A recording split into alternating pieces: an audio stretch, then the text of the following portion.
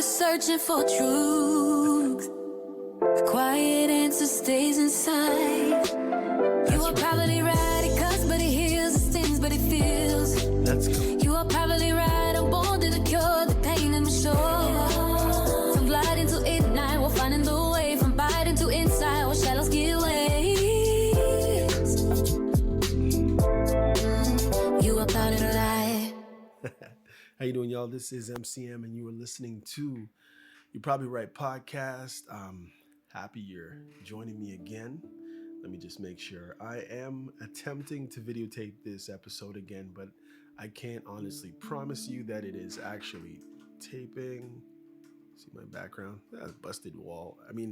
Busted wall. See that busted fence? You want to hear a funny story about that fence? And I'm just... You know what? Somebody said, you should keep everything based on the episode and yada, yada, yada. But at the end of the day, you're hanging out with somebody, okay? So an episode, a couple episodes ago, I talked about the flowers that my mom planted. Those flowers go right across. I should try to. Let's see if I can do this. I know I probably shouldn't do it. Sorry, guys. Okay. So... see these flowers? These flowers were planted by my mother before she passed away. A long time before she passed away. But what I was saying about that fence, the fence, my neighbor was complaining that he wanted to fix the fence. Saying, we need to go half and half. It's like, buddy, we can go half and half if you want to, but here's the joke. The reason why that fence is the way it is because some guys were running from the cops years ago here. And what happened was those people who lived at that house at that time didn't cut their grass. So the cops were able to track them down and they slammed right into that fence. So that's why it's like that. And I just honestly, fence isn't really falling down and I don't really run a garden. So it's like, buddy, if you want to do it, go ahead. But I'm not really like I'll kick in, of course, but I'm not dying to have the fence fixed. I could care less what goes on back there because I don't even plan any garden. I don't do a garden. I'm probably going to do one of these days, but right now I don't. So I'm not really concerned about whether or not I have a garden or whatever it is. Now, I just realized that I've now explained something for about 2 minutes with people who are on audio only, and I really do appreciate you hanging out with me too. And I really am sorry that I started showing some visuals, but I guess that's the whole thing of doing a video podcast episode. Anyhow, let me get on track. Remember, this podcast, like all my other podcast episodes, are for entertainment purposes only. So again, if you get anything else out of it besides a laugh here and there and interesting, then beyond that, then that's just icing on the cake, I guess. So hopefully this is going to be a helpful one.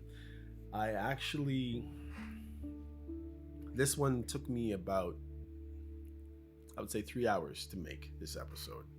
It may not seem like it, and obviously everything I've said up till now has nothing to do with that preparation, but I just realized that last episode I did talk about the flowers that my mother planted, and they're pretty much done, so they won't be around for much longer. Interesting though, if you do have lilies in your yard or whatever it is, and you and they're wilting or whatever it is, what I did for the last 2 years is I actually ran them over with the lawnmower when they were done blooming and everything like that, and even the bottom greenery started going brown, and I ran over the mower. The funny thing is, by time I would say beginning of October, although winter's coming, it grows right back up. The flowers don't come back because there's not enough time, but I just find it weird that everything comes back nice and beautiful and green. It's really strange. I didn't know that plants do that in 1 year, that they could actually regenerate if they're cut down. So, I mean, I don't know anything about horticulture, so that's all I know so far, because I don't really deal with them that much. All right, so let me get to this. Okay, so the title of this episode is Why Do I Keep Becoming Attracted to Dismissive, Avoidant Women? Now, the reason why I say women is because I'm a guy and I'm not attracted to guys. So that's why I say it that way, but this could be very true for women to men as well. So just wanted to put that out there. This podcast is not only for guys. Might seem like it, but it's not. Okay. Let me go through my whole spiel here. This is You're Probably Right. Entertainment first. Everything else is just bonus. My opinions, they're all mine. Sometimes they're backed by research, like this time, sort of, but never the final word. There's always exceptions, so take that with a grain of salt and a slight dusting of chili powder. Usually I don't say that myself, but here we are. So what up, y'all? This is MCM, and you are listening to You're Probably Right. You are watching, if you are on video, probably on YouTube or on Spotify, or if you're just listening on many of the other podcast providers, platforms. Anyhow, so now I'm going to tell you right from the beginning. This one is personal. I'm not going to identify anybody. I'm not going to give any names. I'm not going to give any exact details. I'm going to amalgamate a lot of different things. But there should be enough information for somebody to sit there and figure things out for themselves. So I'm not going to be giving enough information for somebody just to sit there and play relationship detectives, anybody that I've ever been with or whatever it is like that. It's not that kind of show, guys. But I mean, if you want to, have a ball. Listen, some of the examples have been blended together because the point is not to expose anybody. I don't believe in that. I can honestly say that, I mean, I guess somebody could probably prove me wrong, possibly, but I'm the kind of person who I haven't had relationships where people wish me death and we're like mortal enemies now. Even if things didn't end out wonderfully, I definitely don't hate anybody, and I don't think anybody would admit to hating me if they do, I guess. But maybe that's just me being optimistic. Anyhow, guys, I'm not rushing this. One thing I do realize is that sometimes I I rush the episode, and maybe you don't get a full me, you know what I mean? I believe the podcast is more than just some guy giving information. There's so many people giving information. There's so many TikToks, Instagram videos, and X and Facebook that you don't really need another voice per se. All I can tell you is that most of my episodes, I think this now is episode 360, and they're probably about 98% just me talking. Most of them are audio only because I envision somebody working, traveling to work, coming home, doing the dishes, doing the laundry, cutting the grass, shoveling the snow, sitting by the beach, or just wandering around on a long walk or drive or in an airplane, and they're just listening to the podcast. And there's not much action going on here. I don't have much of a background for you to look at. You know, you got the bear back there with the microphone, and you got that old time switch that I need to switch. Yeah. But you know, it's more about what I'm saying and seeing whether or not you can see yourself in what I'm saying, and if it makes sense for your life, and if there's anything that will make you laugh, cause you maybe to have some apprehension of maybe certain behaviors that you have, and you know, there's information, and you know, hopefully I can help somebody if possible. But at the end of the day, I am a Christian, so everything that I say, like, even when I've researched it, I didn't research anything in the Bible for this. This is just me talking about stuff that I've gone through. As far as relationships are concerned, I do believe that you should wait to have intercourse, that type of an intimate relationship for marriage. I don't believe in sleeping around. I don't believe in loose lives. I don't believe in any of that stuff. Probably the stuff that most people would say that they're down with and they find normal. I'm not an advocate of that stuff, but I guess to each their own. But I'm just giving you my experience. I've done some research and I'm giving you what I have, and it's up to you what you do with it at the end of the day. At the end of the day, the best thing for you to do is honestly open the Bible and either listen to expository preaching and read the Bible, or both, at least. Anyhow. Sorry. So, the question is, why do I keep becoming attracted to dismissive, avoidant women? And again, this could be a man for a woman.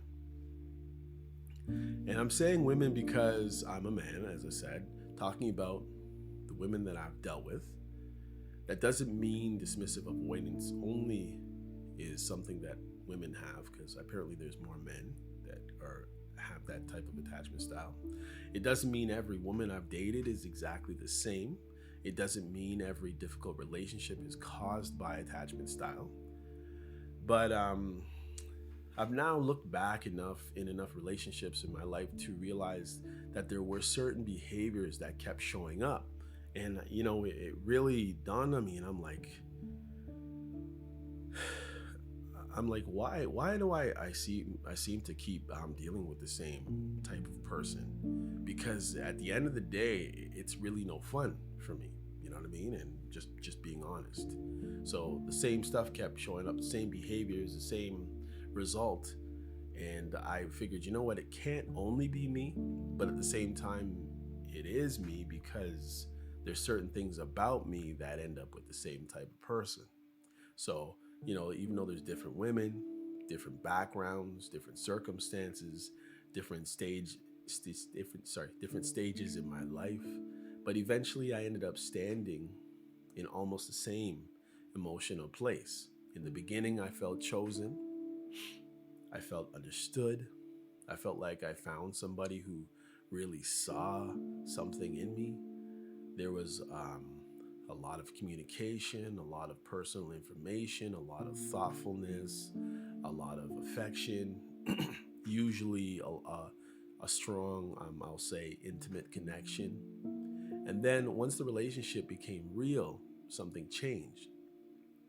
The warmth started dropping, the communication changed, the intimacy changed, the admiration became criticism. And when I say intimacy, I again, because I'm trying to keep it broad, I could be talking about marriage, matrimony, I could be talking about relationships prior or whatever. I'm just trying to bring it all in, so hopefully you can just look at your own situation and see whether or not anything similar has happened with you. Okay, so the person who seemed fascinated by me started to evaluate me. The person who acted as if she couldn't get enough of me started acting as if I was around too much.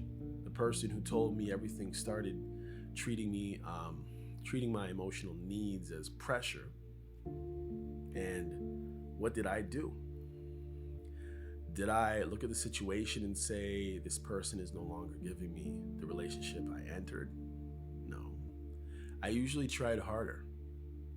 I listened more, I gave more, I helped more, I adjusted myself, I tried to make myself more valuable, I tried to become harder to replace. And after spending hours answering questions, honestly, because this is what I had to do for this, about my own life, I think I finally understand, and I think I finally understood when I did that. I understand myself, I think, much better, and my patterns much better. The first thing I realized was this. I don't think I'm attracted to dismissive avoidance at all. I'm attracted to what often happens before the avoidance fully shows itself. By the time the coldness becomes obvious, I'm already attached to the warm person I met in the beginning. And if anything, I'm graveling and trying to keep that person there, even though they could be long gone. And the difference definitely matters. You see, when people talk about emotional, unavailable partners, they sometimes make it sound as though the person showed up wearing a sign. Hello, my name is emotional unavailability. I'll communicate constantly for a while, make you feel special, possibly have a lot of intimacy with you, then eventually start treating normal relationship expectations as if you're trying to take away my freedom. I'm just being straight up. Hold on a sec, I gotta fix something here, guys. Where is this thing?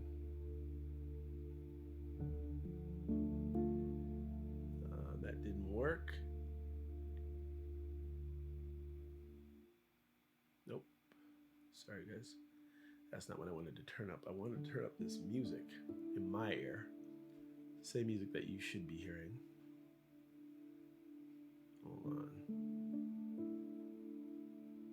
I don't know, there's something about music with me when talking.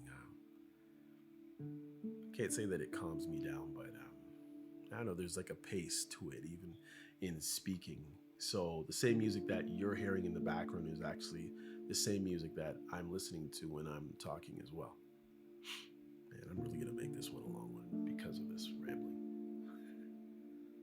Hang on, let me pull this thing down farther. Okay.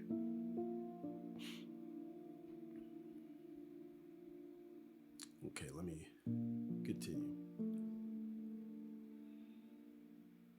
Okay, so let me say that again. So nobody comes and says, hello, my name is emotionally unavailable. I will communicate constantly for a while, make you feel special, possibly have a lot of intimacy with you, then eventually start treating normal relationship expectations as if you're trying to take away my freedom.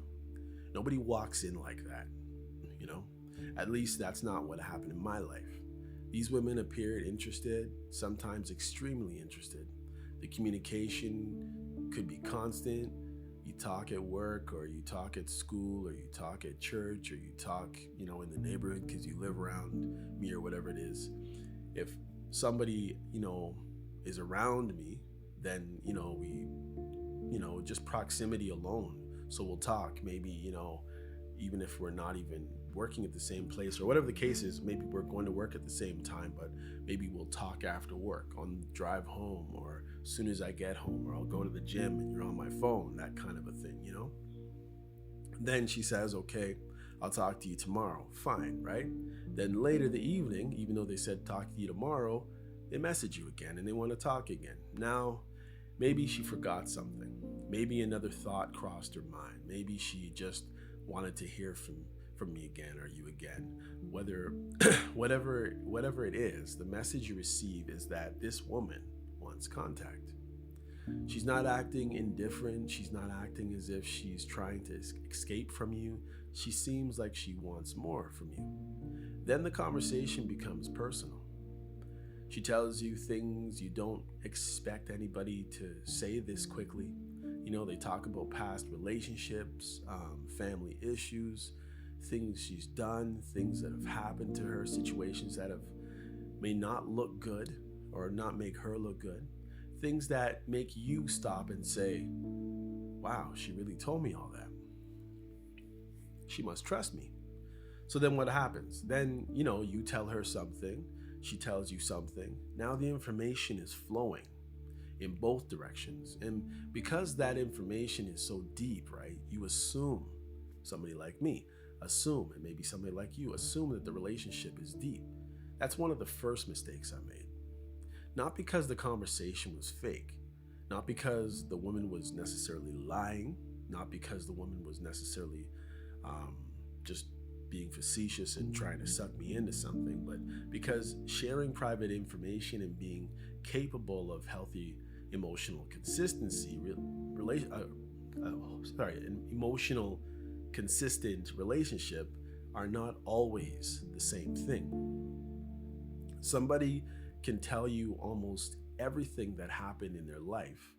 That doesn't mean they can stay present when you're hurt. Somebody can tell you about their childhood and how they were bullied or how they were abused. That doesn't mean that they can hear, when their behaviors affect you without shutting down. Somebody can tell you about an ex who mistreated them. That doesn't mean that, she examined her behaviors and knows how that her behavior affected that ex. And one thing I'll say also is that beware of people who bash their exes. Like, and this is just me. Again, I'm not saying this against any specific person. So if there's anybody trying to pull words that I'm saying, well, I guess at the end of the day, it is what it is. But be careful of people who don't have anything positive to say about their exes. Because at one time they were together, at one time they cared, probably loved each other. So if bad times came later, it doesn't negate that at some point this person was a decent person to them. Anyhow, somebody can tell you that they're broken. That doesn't mean that they have intention of doing the work required for change in a proper relationship.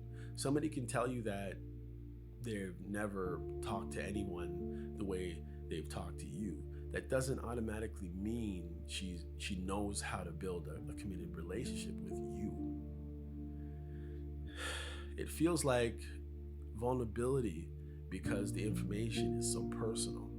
But actually, vulnerability isn't only telling somebody what happened. It's being able to remain emotionally open when the relationship becomes uncomfortable. It's being able to admit you're wrong. It's being able to say you're sorry when things go wrong and you do things wrong. It's being able to hear another person's needs without treating those needs as an attack. It's being able to let somebody matter without feeling as though their importance is taking something away from you. That's the part you can't always see in the beginning. You see, in the beginning, you're hearing a story. You're paying attention to the little details because maybe that's who you are. You haven't experienced the pattern yet because you're in the beginning. One thing became very clear while I was considering the questions.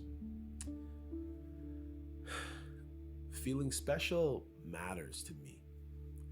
Not special in the sense that I need everybody to praise me. Not special like I need to walk into a room and have everybody stop talking. I'm talking about being special to one person, being remembered, being considered, being selected from everybody else. A woman saves something for you, a partner saves something for you. She sees something and thinks, Michael would like that. You know what I mean? She brings you something small. She remembers a detail from a conversation you had weeks ago. She creates a nickname maybe for you. She speaks to you differently. You hear the tone in the timbre. Is it timbre? you hear the tone in her voice change when she speaks to you differently than how she speaks to everybody else. She seeks you out. She notices when you're not there. It changes the atmosphere. Things are just not the same when you're not around. The things that cost nothing. You know what I mean? But the price isn't the point. The point is that she thought about you when you were standing in front of her. And she thought about you when you weren't standing in front of her. That does something to me.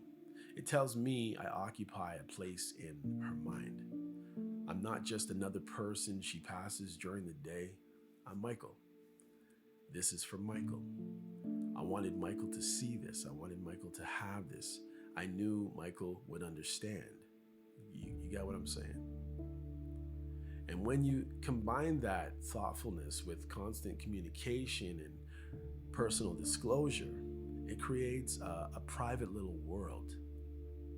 Now, maybe I'm for Disney, or maybe I'm for Imagine movies or something. You know what I mean? Like maybe I am a movie buff, so maybe there's some kind of childish story thing inside of me, and maybe you're not like that, or maybe you are like that, so you understand what I'm saying. But it's like with the millions, billions of people in this world, it's like you just kind of want a little part of it kind of carved out for you and your surrounding people. Maybe it's kids, it's a spouse, maybe it's your parents, maybe it's your little friends, maybe it's your friend group. You know what I mean? Like you guys, there's something there. And you and I, if it's a relationship, of course, you and I have something that everybody else doesn't have. Everybody else knows the public version. I know the private version.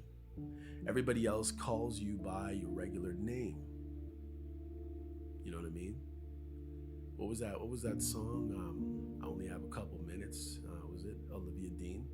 When it says, everybody, you're the only one who knows that name. Everybody, you're the only one that knows that face.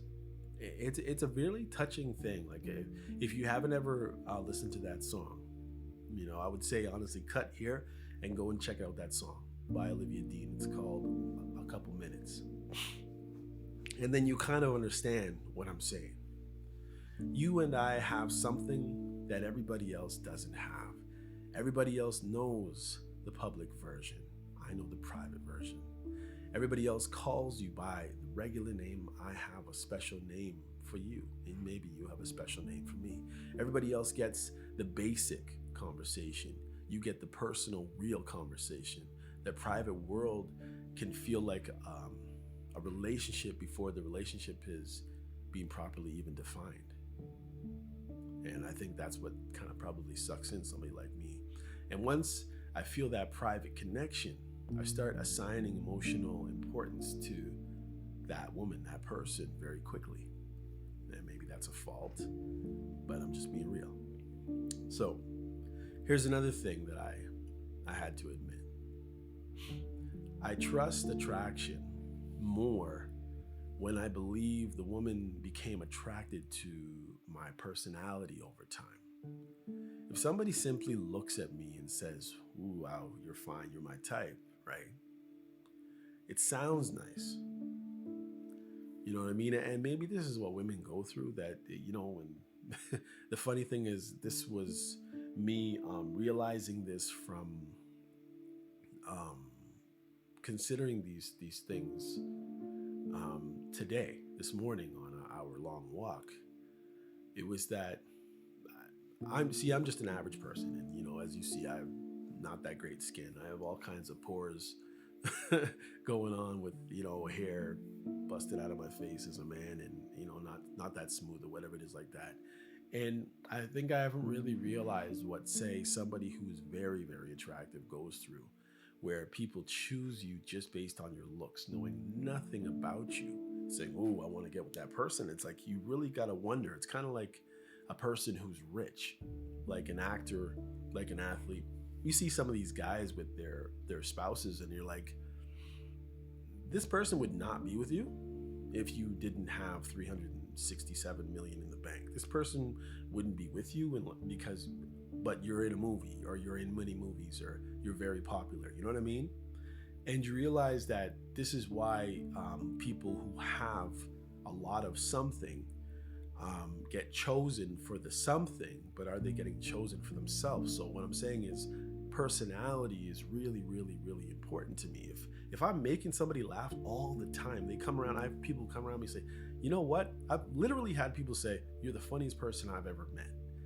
To me, like, I'm not a comedian, but wow, that's huge to me. You know what I mean? Or you always have something interesting to say, or your perspective is always so different from most people, or you're so real and you're not guarded and such and such. And these things make me feel good, and I know that's probably what is probably the allure to me, if I have any allure at all, is that my personality.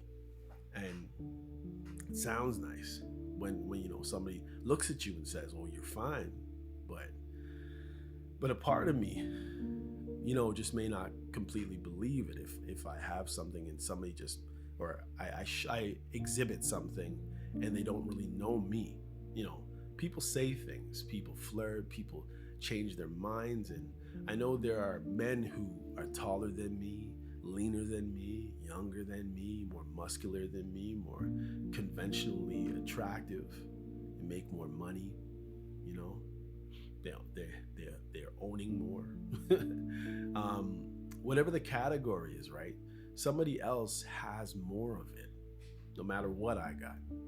I don't believe that I'm unattractive, but I understand that my strongest qualities may not be visible within the first 3 seconds. Somebody has to talk to me. They have to hear how I think. They have to understand my humor. They have to listen to my stories. They have to see that I remember what they say. They have to experience the way I listen. They have to understand that I can be emotionally present. They have to see that I can discuss real things and still make them laugh.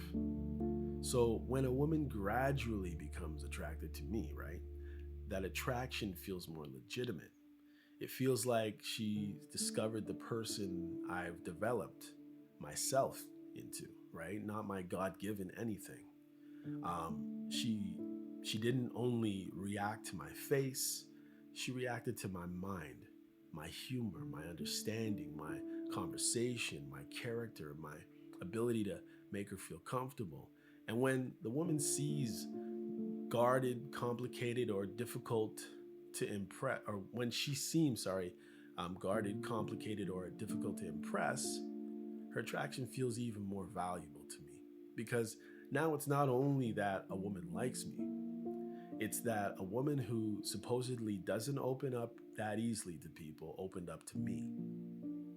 You see? And a woman who had other choices found something in me those other men didn't have. Maybe they were better looking. Maybe they had more money, more status, more social status. But I reached her differently. That gives me a feeling of accomplishment, I guess. It makes me feel that the qualities I worked on have actual value.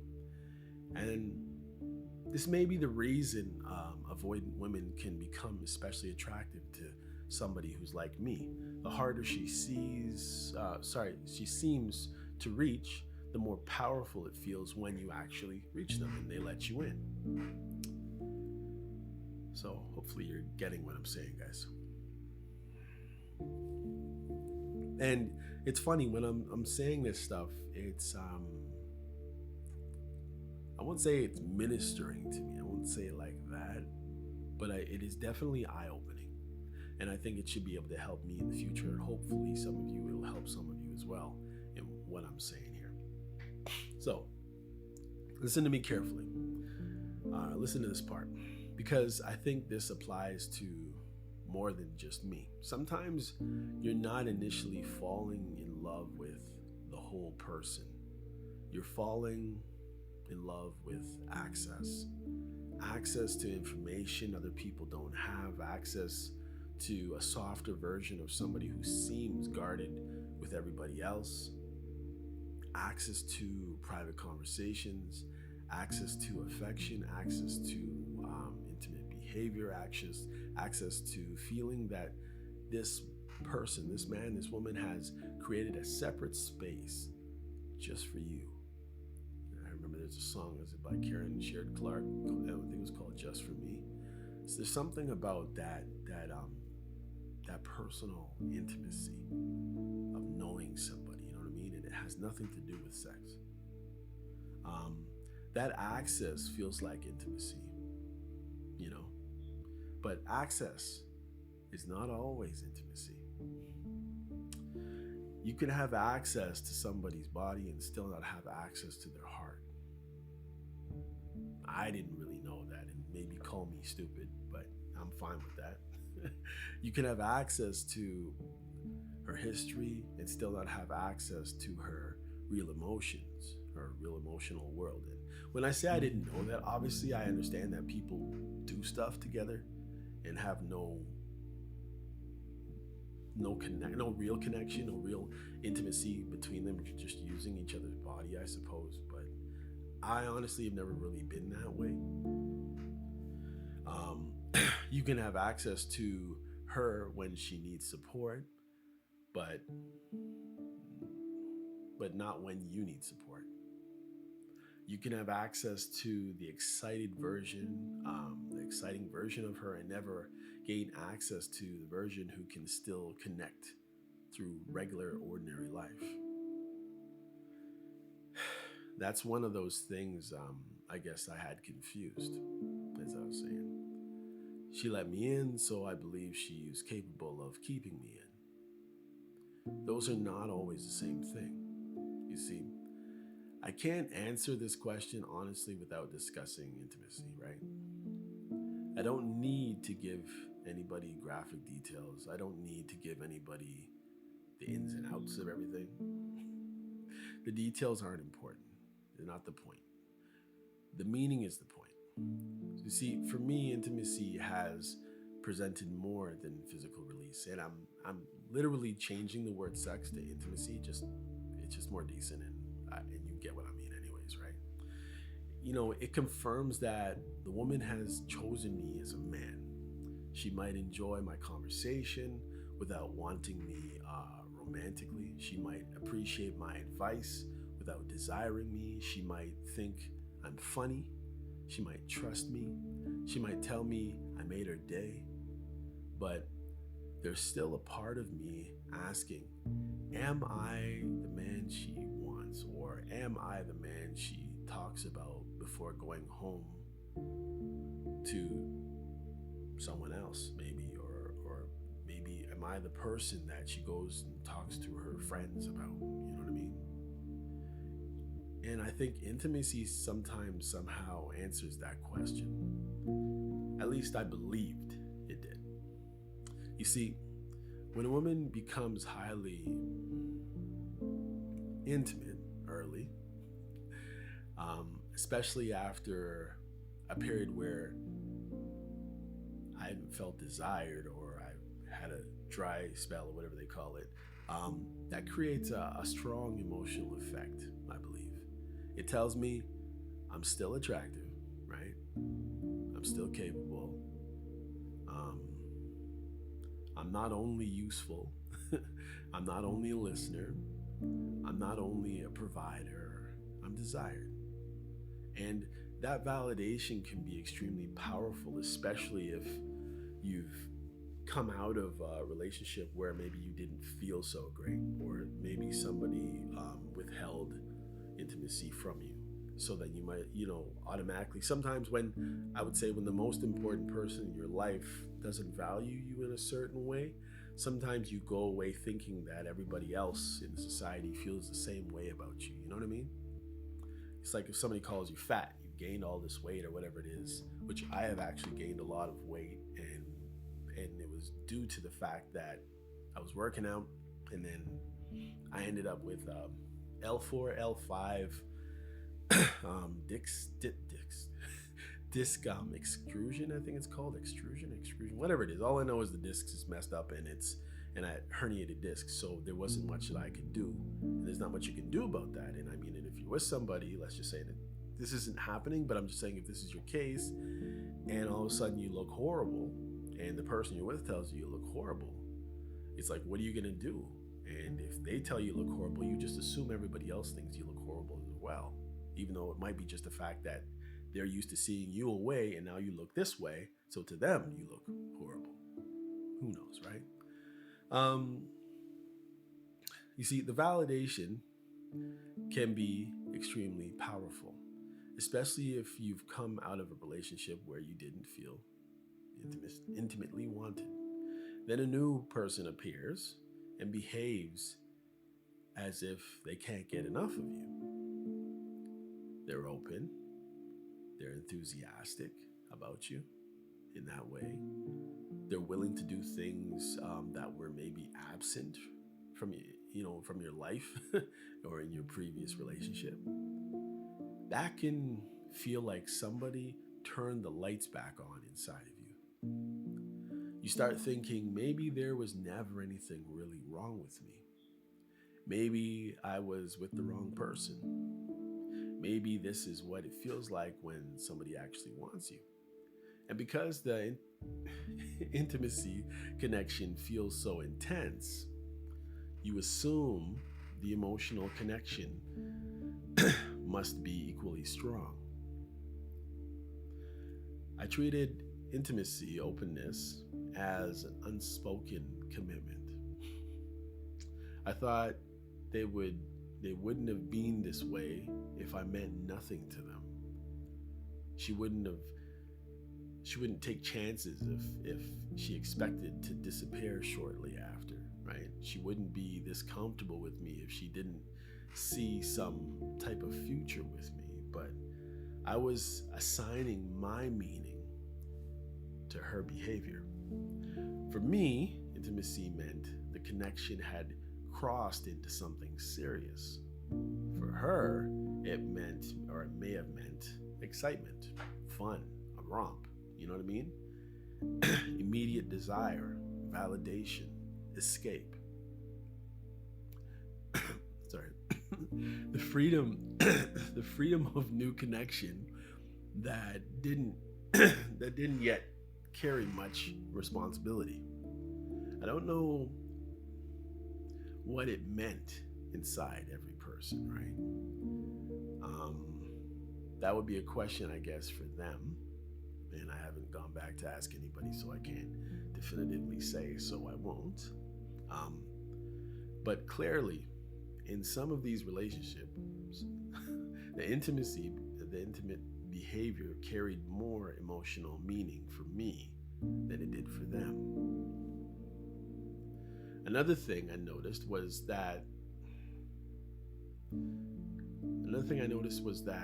the women didn't necessarily arrive intimately distant. That's what makes the later change confusing. In the beginning, they could be very engaged, right? Very available, very interested. Then commitment enters. Now intimacy isn't only spontaneous anymore.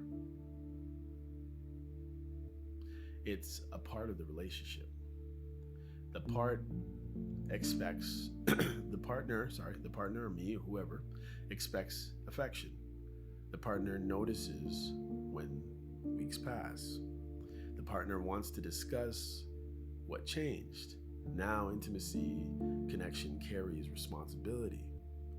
It presents meeting another person's needs. And according to the dismissive avoidant pattern described in a couple episodes of his podcast that I watched, that's where some women begin to experience intimacy differently.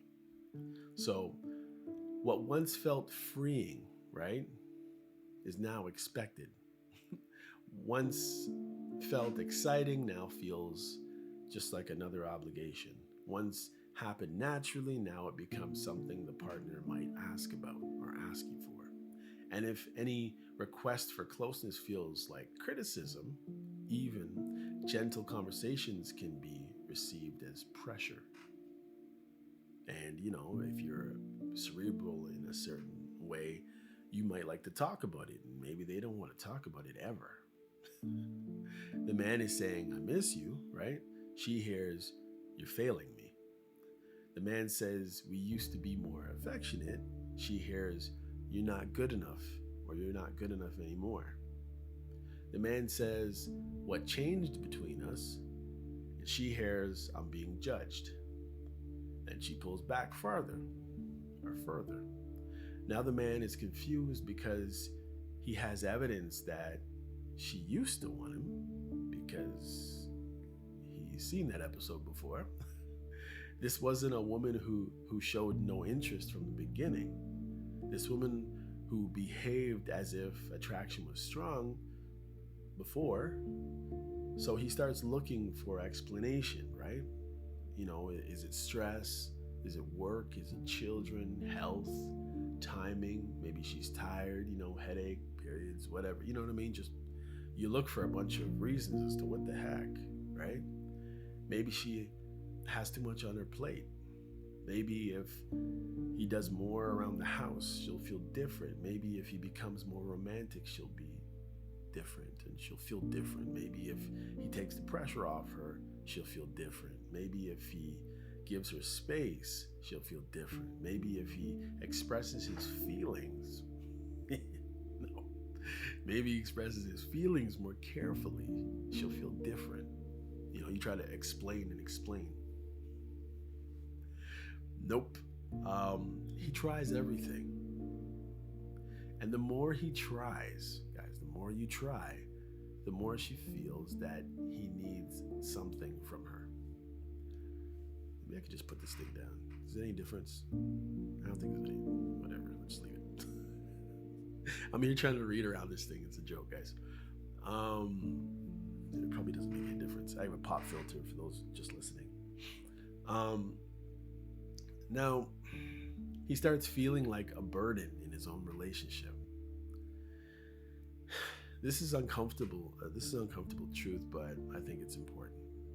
Sometimes the woman's attraction is valuable because of what it makes you believe about yourself.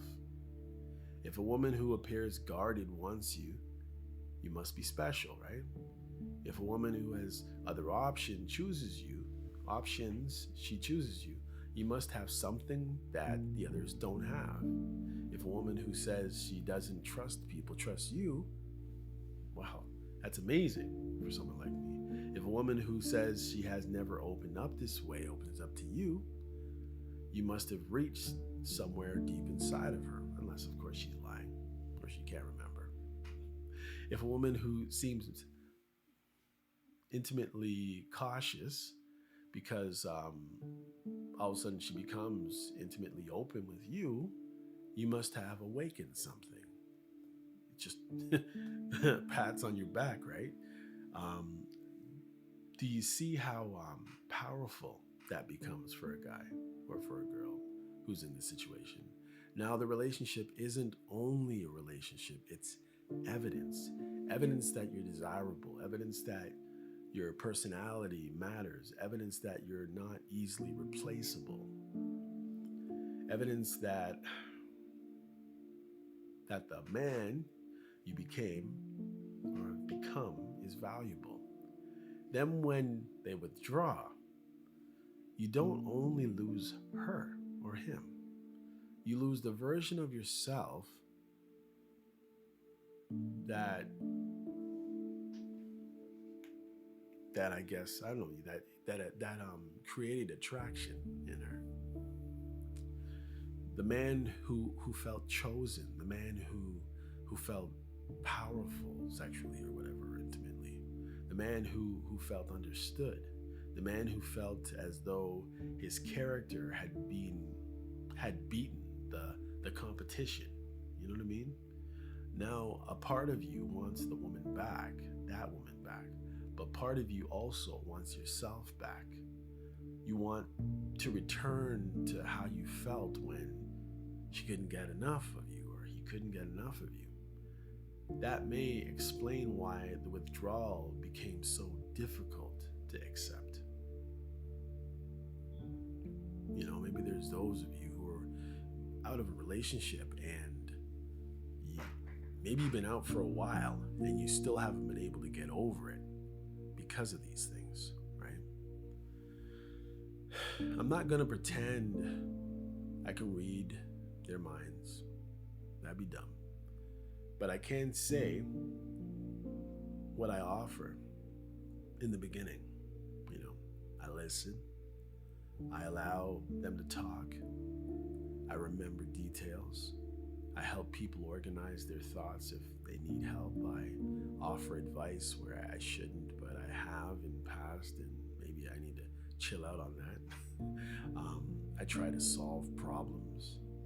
I can make them laugh. I can be interesting. I can say things other people won't say or can't say in the way that I would say it. I notice appearance. I compliment a person. I tell somebody when they look beautiful. I can tell somebody again that I'm proud of them, of their accomplishment, without sounding like I'm begrudging them their accomplishment. I can give the shirt off my back, I let her know I notice the clothes, I notice the hair, I notice the effort. I can discuss relationships, family, faith, sex, work, pain, responsibility, and whatever else comes up. I can talk about a lot of different things in a lot of different ways. I can make a person feel seen. I'm emotionally available very quickly. Fly, man. I feel connected to somebody. When I feel connected, I disclose. I'll disclose personal stuff that sometimes will help them get a better picture of how somebody else sees maybe the same thing that they haven't really considered in the same way, I'll tell them things. I'll listen to their things. I'll start building a private little emotional world with the person. And at the beginning, I may not really ask for much. I don't. And that's important. You see, I'm listening, I'm entertaining, I'm affirming, I'm fixing, I'm giving. I'm not yet standing there saying, I need affection. I'm not saying I need more. I do need consistency. I think we all need it at some level. I need you to consider my feelings, but I'm not saying these things. I need you to explain. I'm not saying I need you to explain where you were. I need you to make time for me. I'm not saying these things. I need you to meet me emotionally. At the beginning, right? The woman receives the enjoyable parts of intimacy without carrying much of the responsibility. She gets attention, validation, conversation, help, humor, emotional or sexual interest, practical support, and she still feels free at this point. But for a dismissive avoidant person, that may be ideal at that level. Closeness without too much expectation, connection without too much responsibility, somebody who sees her without, or sees him without yet requiring them to fully see you. They get all this stuff, right? But eventually, you become a real partner. And a real partner, when you're a real partner, you have needs as well. And maybe you don't come up with your needs right. Some people will, I guess there are people who probably lay all their needs out right at the front. But I guess that's not as exciting, I suppose. So some of us hold it back, and then the needs just start piling up. And I think the more they pile up is the more pressure that these people feel. And that's when the same connection may start feeling heavy to them, right? Because all of a sudden you have needs. What do you mean you have needs? I move into the fixer role quickly. A woman tells me something is wrong. I start thinking about solutions and how I can fix it. I start thinking about solutions so much, maybe too much. If they have a problem, I try to help. She's short on something, I'll try to see if I can provide it. If life is complicated, I try to make it easier. I try to help her figure out situations or solutions to make it easier. If the past relationship was terrible, how can I show her something different, different behavior, different reaction to something? And, if they feel misunderstood, how can I be the man who finally understands her from her point of view in the way that she sees the world? Now, helping people isn't wrong, right? Listening isn't wrong. Generosity isn't wrong. But I had to admit that my giving wasn't always completely free of expectations. And I wouldn't go as far as to say it was nefarious, but I think you overgive. And that's the thing. And I think overgiving is, in a sense, dishonest, even if you regularly do it. It's hard to explain, but you're giving someone way more credit than they deserve, in whatever kind of credit that is. Sometimes I believe it would naturally produce gratitude, I guess, loyalty, affection, intimacy, whatever. Maybe a secure place in their life. I wasn't necessarily sitting there consciously making let's make a deal kind of, I do this, therefore you owe me that. I wasn't always that calculating. It felt automatic for me. I thought, this is what's happening in the relationship. I invest in you, you invest in me. I take care of you, you take care of me. You value me, I make your life better.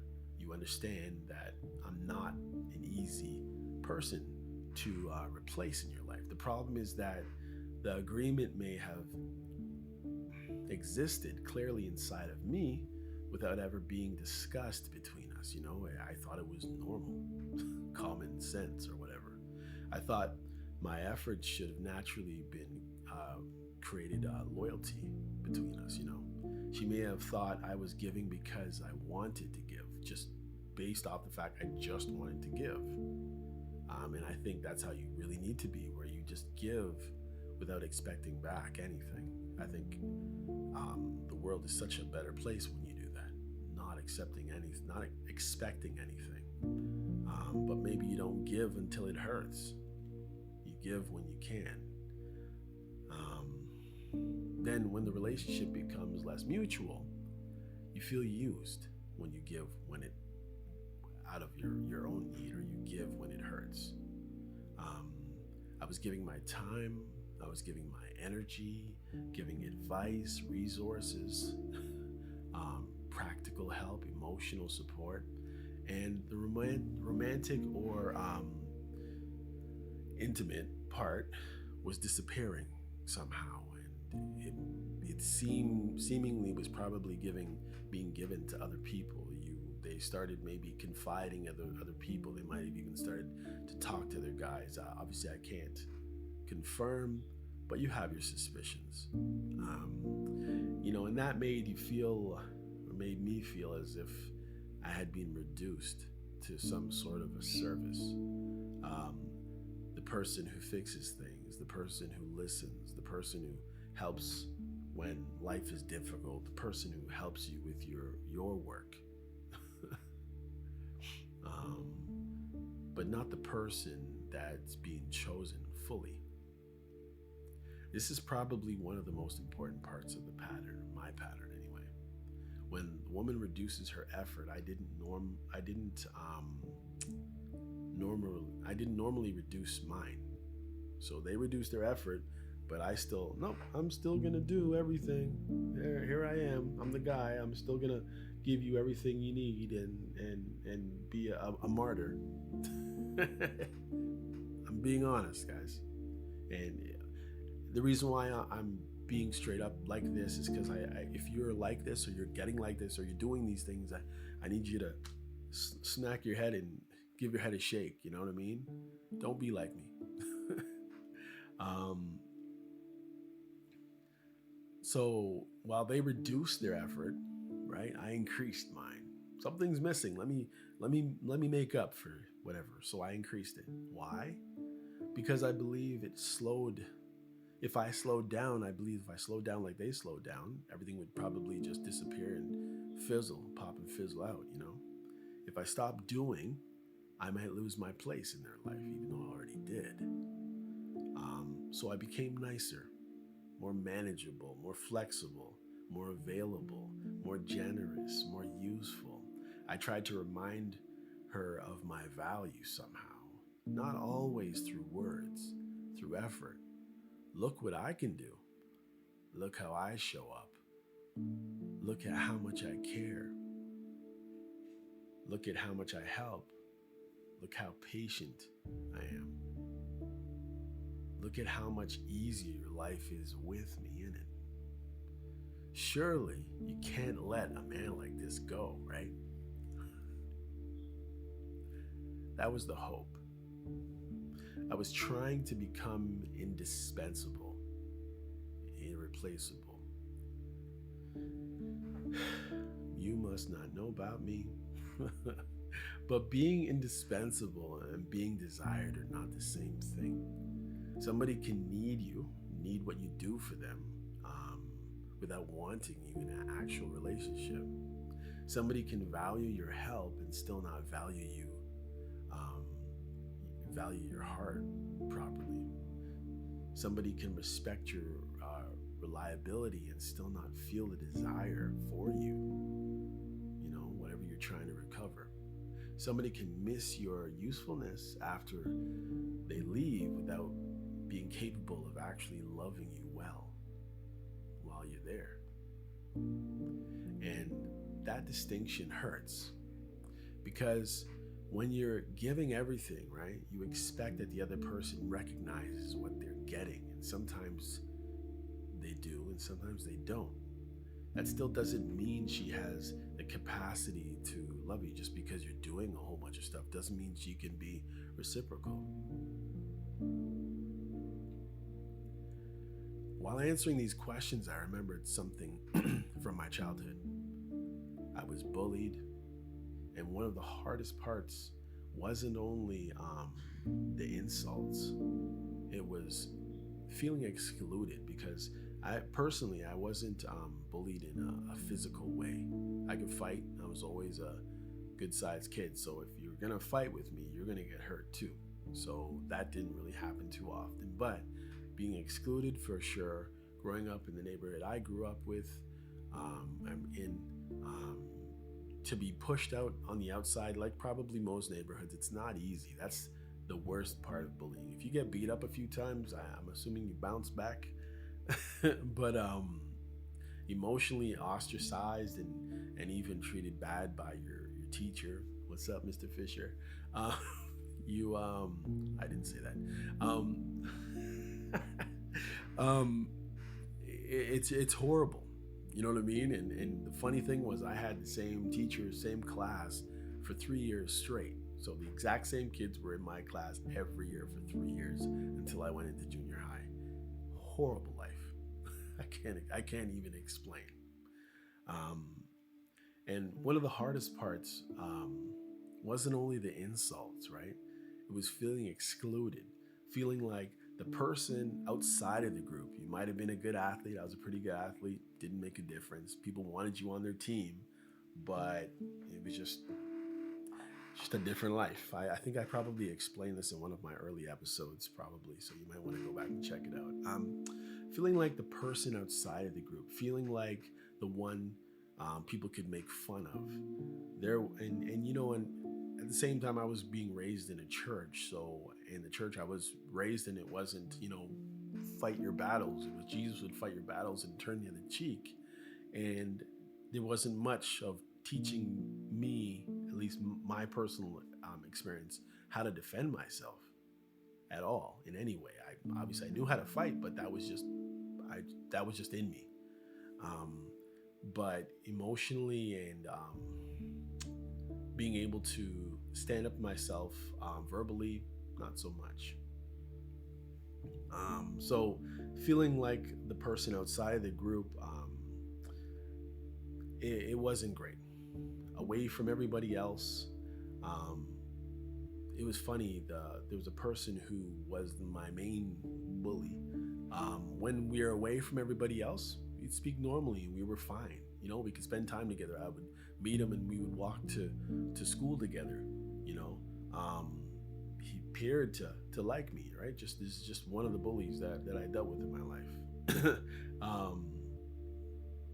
But when the other people returned, like say he was ticked off at his partner, I'll say, the relationship changed and everything changed. And I later did talk to this person, and it's like they didn't remember, and maybe they didn't.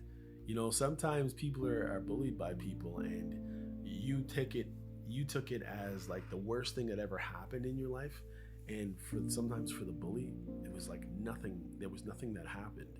It wasn't a big deal, and you took it to heart, but it wasn't that big of a deal for them at all. Hold on a sec, guys. Let's see if I can fix this a little bit.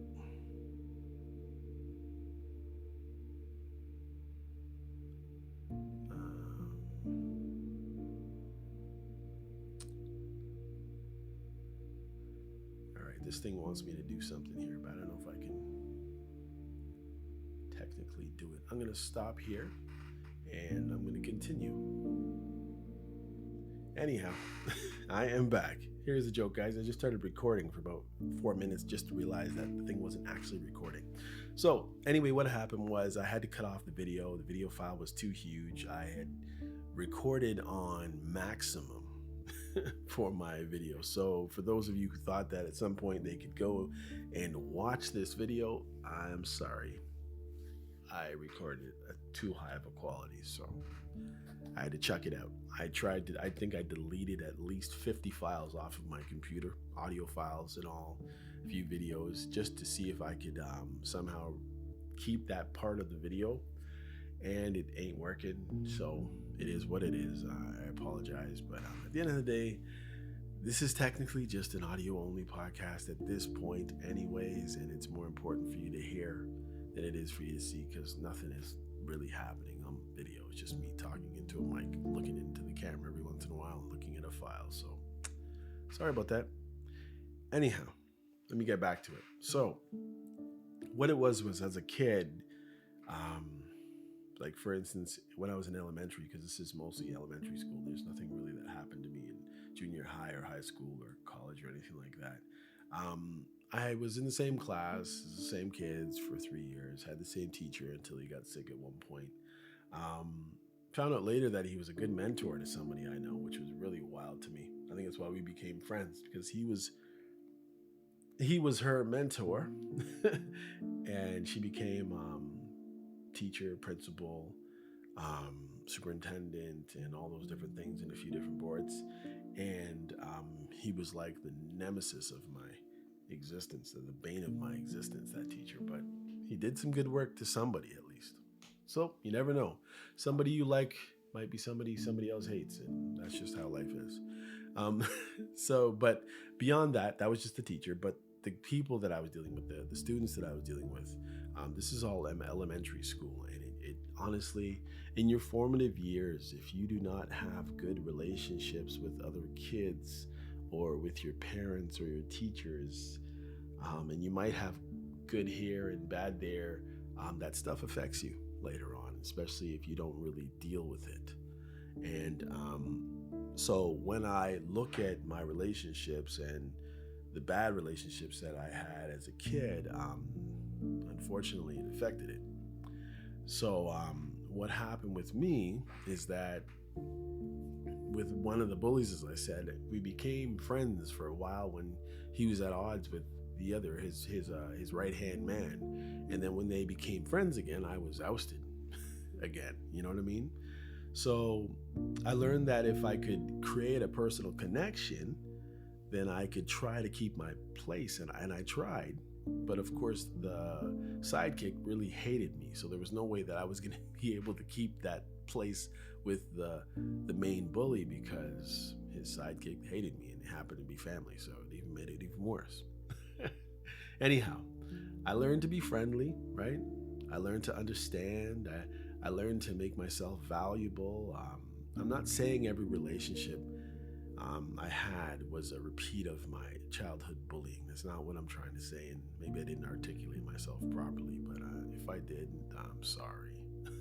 You can go back and listen to the episodes when I talk about that time in my life. I'm not sure articulated it back then. But anyhow, it would be too simple to say that that's what did it for everything, right?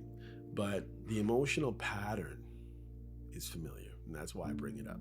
Somebody creates a private world with me, right? I feel included, I feel chosen, then something changes. Another person, another priority, another life, another interest, whatever it is, right? Suddenly I'm outside again. And instead of accepting that, right? I've been moved outside. I try to regain my place. Instead of just accepting it, I'm trying to fight for it, even though it's gone. And that can explain why withdrawal activates so much effort in me personally. I'm not only responding to the current woman, right? I'm responding to much older feelings that are within me, things that are inside. I was inside, now I'm outside. What can I do to get back in, right? So it's doing something. Now, maybe you weren't bullied. Your story might be completely different. Maybe you were the bully, I don't know. Maybe you had a parent who was warm one day and distant the next. Maybe affection depended on achievement. Maybe you were only praised when you were helpful. Maybe your last partner kept leaving and returning. Maybe you spent years believing that if you were patient enough, somebody would finally choose you properly, right? The exact story can change. The important question is whether love and belonging became something you believed you had earned repeatedly or not, right? See, I also grew up in a home where love was shown strongly through responsibility, right? We had food, we had clothes, we had shelter. Not to say we always had exactly what we wanted to eat, but we had food generally, right? We had shelter, we had structure, we had work, we had church, we had household responsibilities. You learned to do things, you learned to help, you learned that people had duties. My parents stayed together, they provided, but there wasn't a great deal of open emotional affection. Not a lot of talking about feelings at all. Not a lot of visible romance. I never saw my parents kiss ever. Maybe once, like a kiss on the cheek or something, or a lip, like, you know what I mean? Love was what you did. That's what I saw. Love was making sure everybody was good and everybody ate. Love was paying bills. Love was keeping the household functioning. Love was keeping the lights on. Love was staying. That gave me a strong sense of loyalty. It taught me that a good man is responsible. A good man doesn't run because things got difficult or things suck. A good man provides. A good man keeps trying. A good man doesn't throw away a family because he feels unhappy. Those are not bad values. The problem comes when you believe responsibility is enough to replace emotional intimacy, and it's not. You can be provided for, you can be providing, you can be serving, staying, doing everything that needs to be done and still be emotionally starving. You can have a functioning household and a dead relationship. You can be a good provider and feel completely unwanted. You can be appreciated for what you do and not loved in the way you need. But because practical service was one of the main languages of love, if there are any languages of love, because love is just love, I grew up seeing small practical gestures from emotional distance. Women still carried a lot of weight.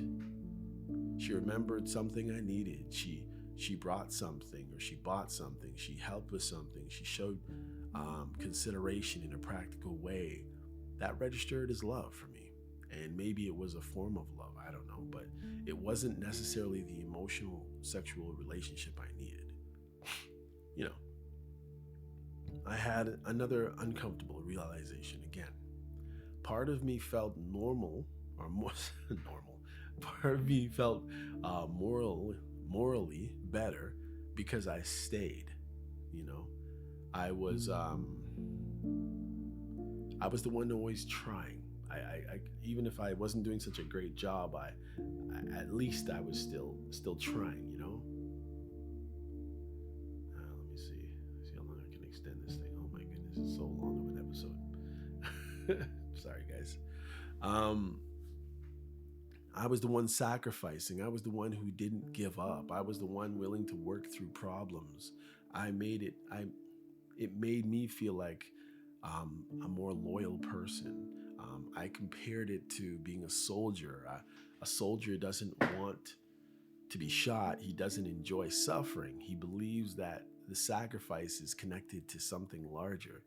That's how I kind of treated relationships. I didn't want the rejection. I didn't enjoy being criticized. I didn't enjoy the lack of affection. I didn't enjoy feeling sexually unwanted, because there was times when I wasn't. But if I kept trying, right, the suffering had a purpose. I'm fighting for the relationship. I'm fighting for the family. I'm showing what commitment looks like. I'm proving that I'm not somebody who runs. Every once in a while, I needed something that showed me the effort wasn't completely vain. I thought, a thoughtful gesture, a moment of affection, an intimate encounter, a warm conversation, something that made me say, there it is, right? The connection is still alive. And that is why breadcrumbs become so powerful for someone like me. You see, a breadcrumb doesn't give you a relationship, right? It gives you enough, just enough, to question whether the relationship is gone. The person is cold for days, then becomes warm for 10 minutes. She barely acknowledges you, then she touches you. She seems completely disconnected, then she tells you something personal. She has moved on with her life, possibly. Then she gives you a moment that feels like the old connection is still there somehow. Now you're confused. You think, maybe she still cares, right? And this could have just been a relationship. That's why I'm saying everything's all kinds of amalgamated and connected here, so you're not really going to be able to tell what's what. You think maybe she still cares, right? Maybe she's fighting her feelings for you, Maybe the original woman is still there. Maybe I need to give it time. The problem is that you start measuring the relationship by warm moments instead of looking at the whole pattern, the whole reality of the whole situation. You ignore 90% of the behaviors because 10% reminds you of the beginning, and 10% can keep you emotionally available for somebody who is no longer offering a relationship at all to you. It's sad, it's sick, and it's sad. I had to realize that access is not commitment, touch is not commitment, a personal conversation is not commitment, a thoughtful gesture is not commitment, missing you occasionally is not commitment, coming to you when life is hard is not commitment. A person can care about you and still not be willing to build with you or be with you. That's a difficult truth because we want caring to mean more than it sometimes means. This might be the most important thing I discovered about my behavior, though. You see, at the beginning of the relationship, right, I was relaxed. I didn't think I had much to lose. In some cases, I didn't even believe the woman would become romantically interested, right? I didn't think there was anything to it. So I was free, My jokes were really good. I had lots of thoughtful gestures and lots of thoughts on different things. I had a lot of shock value. I was spontaneous. I wasn't studying every reaction. It was like, your reaction is your reaction. I wasn't asking myself whether this sentence may cost me my relationship with this person, because there's no relationship, and I was just being me. It's either take me or leave me. I was simply Michael. Then she became interested. I'm like, now I had something valuable. Now I didn't want to lose it. Again, the Rocky thing. I don't want to lose what I got. You know what I mean? The criticism started. You do that, that's a red flag. You think that's a problem. You don't make enough, you should work more. You're too available. You're not available in the right way. Your beliefs are a problem. Your habits are a problem. Some of those things might have been legitimate differences. Some may have been normal feedback. Some probably nitpicking, but I reacted to all of them as if I was being evaluated, like I was being tested for continuous membership in this amazing club that I was into. Yeah. I started tightening up. I became careful. I stopped playing to win. I started playing not to lose. And those of you who are familiar with sports, maybe you watched them or you played them. And you know there's a difference, right? Anybody who watches sports understands this or plays. A team gets a lead, right, by attacking.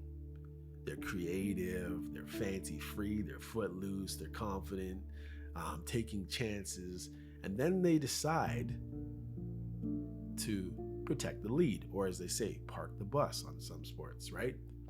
Now they stop doing the things that gave them the lead in the first place. They become cautious. They start reacting instead of creating. Then the other team starts coming back, and the more the lead disappears, the more afraid they become. That was me. The woman was originally attracted to the man who was relaxed, who was confident, who would try things. Later, she got a man who was monitoring himself. Maybe sometimes walking on eggshells, watching her face, watching her moods, if she's twitching and blinking and all. I was literally watching every reaction like an idiot, but that was me. And I'm not calling you an idiot, but I realized the errors of my ways, and I'm really happy that I kind of did this little exercise for myself, really questioning everything that I have ever done in relationships to see where I went wrong, where were the similarities, because again, I was attracting the same type of woman, trying to predict, what might make her leave. I was there, changing parts of myself just to remain acceptable. The more I tried to preserve the relationship, the less I behaved like the person she met. Now that doesn't mean I caused her avoidance. That's on her. That's her life, right? It doesn't mean she would have stayed if I remained exactly the same anyway. But it means I lost myself while trying to control the outcome that I couldn't control. I lost my joy. I lost my happiness. I wasn't happy, but I was there trying to preserve something that was probably going to leave anyways. Once I became afraid of losing the relationship, right, I gave the woman too much authority over how I viewed myself. She didn't like something, so I treated it as something that required correction. I didn't always ask,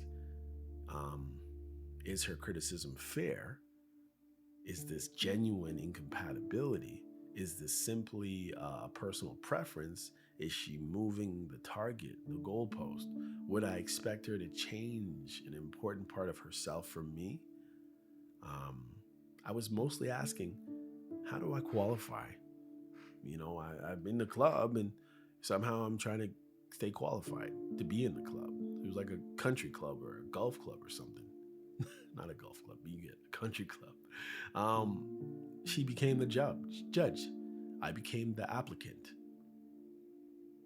She was the control committee or whatever, the board. And that is really strange when I think about it, right? Because I notice flaws in these people too. You know what I mean? I noticed bad skin. I noticed uneven stuff. You know what I mean? I saw wrinkles. You know what I mean? I saw sagging. I saw not such amazing traits of skin and muscle tone, and you know what I mean? I saw all kinds of stuff. You know what I mean? And I'm not trying to be superficial, guys, but I'm literally saying, as a guy, we're attracted to certain things.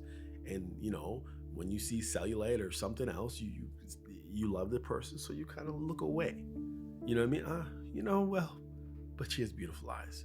You know what I mean? I thought this is what people do. You know what I mean? Oh, he's a fat little guy, but he makes me laugh. You know what I mean? I thought this is what people do, and apparently in these situations, this wasn't happening for me, though. I was doing it.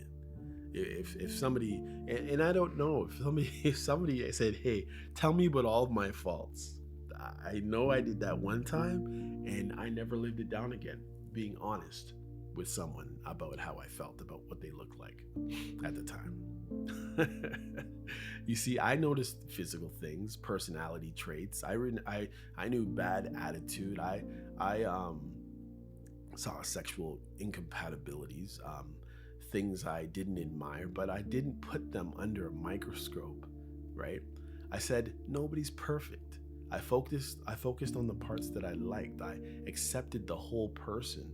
When they criticized me, I didn't always accept the same. I didn't expect the same acceptance. I acted as if my flaws could disqualify me, while theirs were things I could lovingly overlook. That created an imbalance. I was auditioning for a woman I thought I'd already accepted and was already a part of, Some women gave me warnings.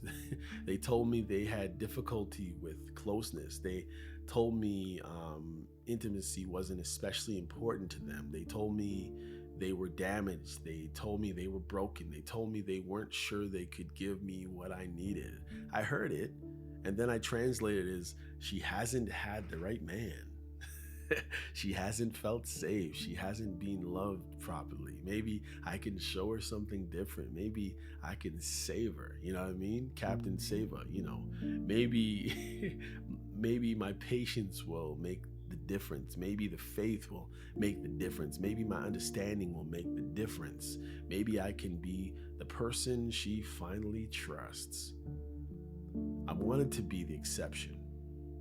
And that desire wasn't only about rescuing her, though. It was about proving something about me.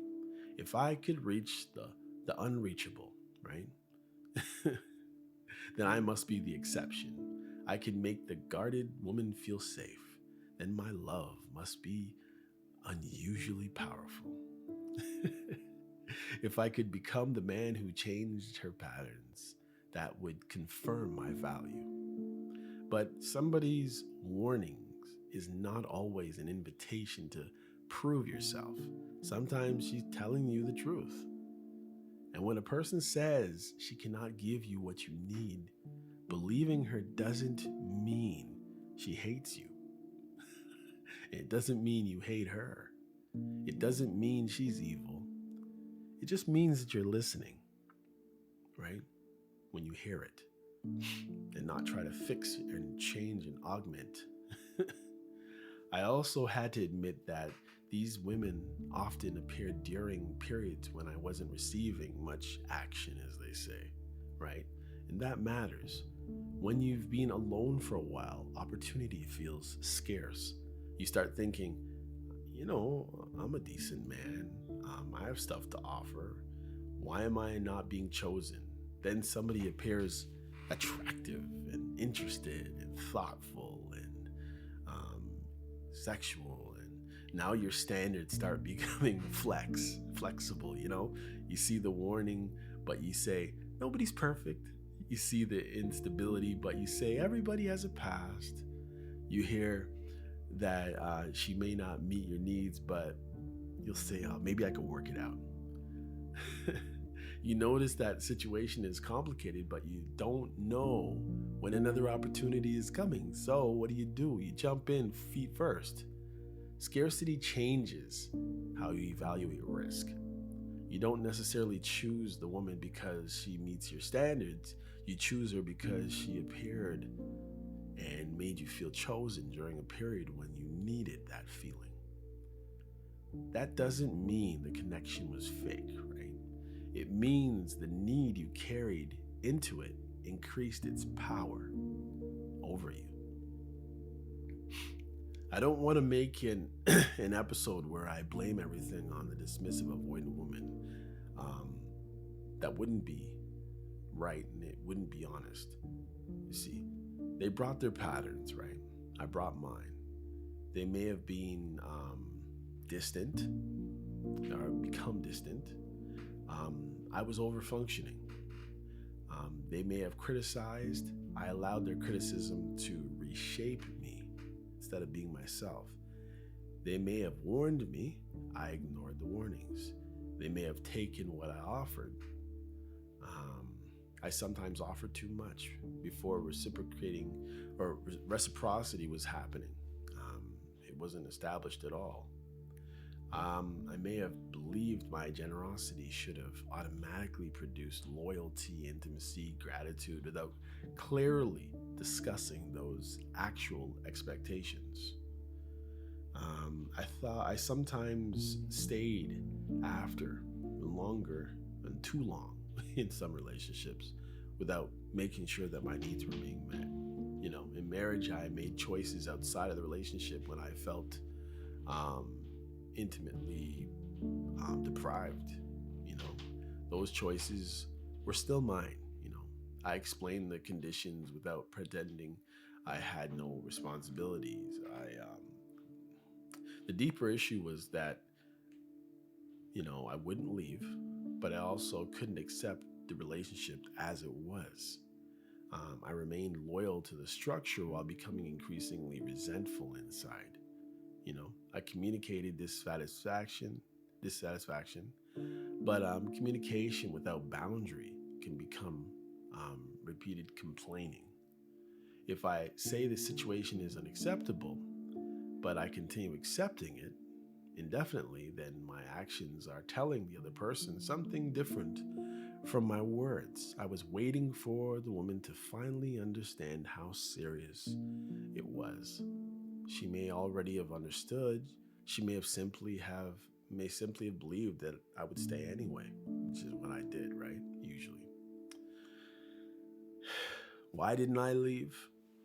I don't know. Family, commitment, loyalty, children, history, friendship, proximity, various different reasons, right?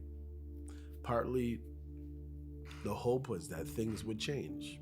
I wanted to believe beyond all belief. I wanted to hope beyond all hope. Partly because leaving would mean accepting that the woman from the beginning was not coming back. As long as I stayed, there was a possibility, right? You can't win if you don't play, guys. Even if it is a lottery and nobody, you know what I mean? Maybe she would remember what we had. Maybe she would realize what I brought. Maybe she would appreciate everything I did. Maybe the intimacy would return. Maybe the criticism would stop. Maybe she would finally understand that she had a good man. Hope can keep you in a relationship long after evidence is left. And the longer you stay, the harder it becomes to leave, because the more you've invested, time, money, energy, family, memories, pain, sacrifice. You don't want all of that effort to become for nothing. So you give more to justify what you've already given. That's how people lose years. Now let me answer the question directly. I'm not attracted to coldness. I'm attracted to intense beginnings, I think. I'm attracted to being singled out by somebody who appears guarded. I'm attracted to the private conversations, the thoughtfulness, the nicknames, the feeling that this woman trusts me more than she trusts other people. I'm attracted to the belief that my mind, humor, emotional presence, and character reach her in ways that others couldn't, right? I'm attracted to intimate intensity because it confirms that I've been chosen as the man, not only is accepted as the friend. I'm especially vulnerable to that feeling during a dry spell when desire and validation have been missing. I'm attracted to the possibility that I can become the exception in the life of a person who has struggled to love properly. And when they withdraw, I don't evaluate the relationship clearly. I start trying to regain my place. That part connects to, of course, childhood exclusion. It connects to learning that private acceptance can disappear. It connects to the family model where love was demonstrated through duty, provision, and staying. It connects to my belief that a good man keeps trying even when he feels emotionally lonely. We do, a lot of us, right? It connects to my fixer identity. I become useful in order to feel secure. I give more when I receive less. I edit myself when I fear rejection. I stop asking whether she's right for me and start trying to prove that I'm right for her. That's a pattern. Why do these women seem to respond to me? I guess because in the beginning I may offer something that feels safe, I guess. I listen, I validate, I entertain, I make you laugh, I advise, I make you feel seen, I offer emotional closeness without immediately demanding anything in return. I may be confident and free because I don't yet believe that there's anything for me to lose. I make guarded women comfortable and enough to disclose. I make them laugh, as I said. Make her feel attractive, make her feel understood. I'm willing to help, right? These are all great things and people love it, right? That can be very appealing to someone who wants connection as long as the connection doesn't carry too much obligation or emotional intensity. Then the relationship becomes serious, right? Now I have needs. Now I accept consistency. Or I expect consistency. Now I want connection to continue. Now I'm not only the man who makes her feel good, I'm a partner whose emotions must be considered at the same time.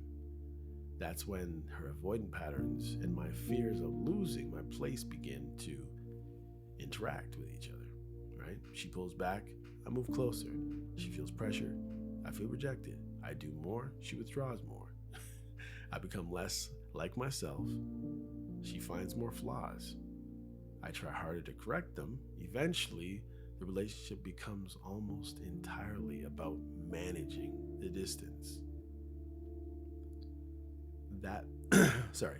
The biggest discovery was what happened to me after I felt chosen. At the beginning, I was myself. After I became afraid of losing the relationship, I became a manager. I started managing my words, my behavior, my availability, her moods, her problems, the relationship's survival. I stopped playing to connect and started playing not to lose. That's where I began losing myself, because love can require adjustment.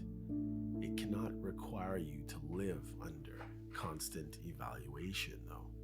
A healthy relationship may challenge you. It may expose bad habits. It may require growth.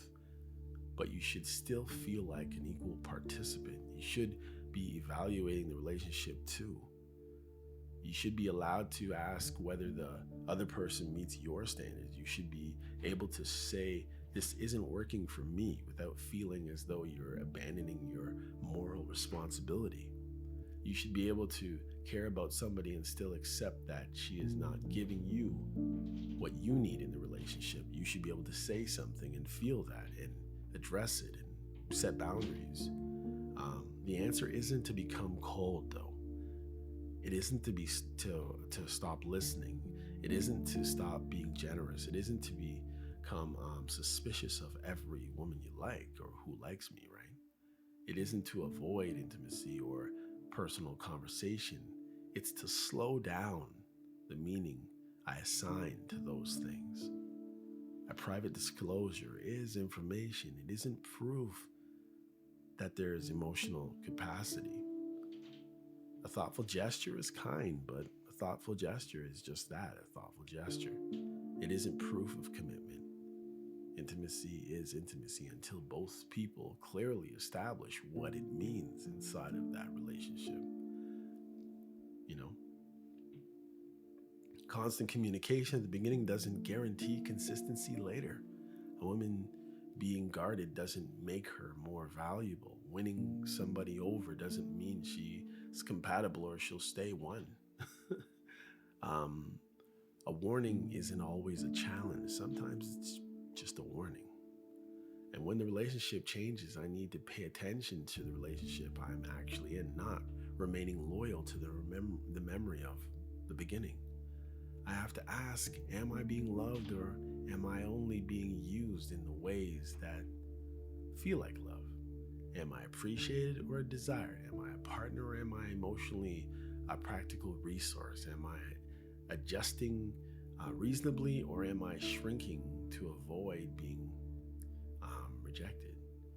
Am I giving because I choose to give, or because I'm trying to purchase security?